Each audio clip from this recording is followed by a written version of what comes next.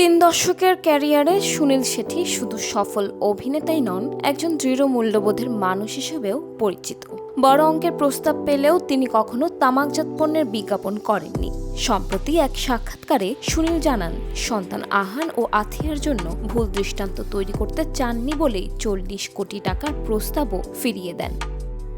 তিনি আরও বলেন, অর্থের প্রয়োজন থাকলেও কিছু নীতি কখনো ভাঙতে চান না। একই সাক্ষাৎকারে উঠে আসে তার ব্যক্তিগত সংগ্রামের কথাও। 2014 সাল থেকে বাবার অসুস্থতার কারণে অভিনয় থেকে দূরে ছিলেন সুনীল।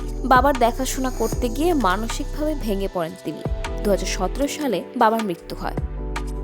6 থেকে 7 বছর বিরতির পর অভিনয়ে ফেরা ছিল কঠিন। বাবার মৃত্যুর দিনই একটি কাজের প্রস্তাব পান, যেটিকে তিনি নতুন শুরু হিসেবে দেখেন। এরপর দক্ষিণী ছবিতে কাজ করেন সুনীল। মহামারীর পর নিজেকে নতুন করে গড়ে তোলেন, ট্রেনিং নেন, পড়াশোনা করেন এবং আত্মবিশ্বাস ফিরে পান।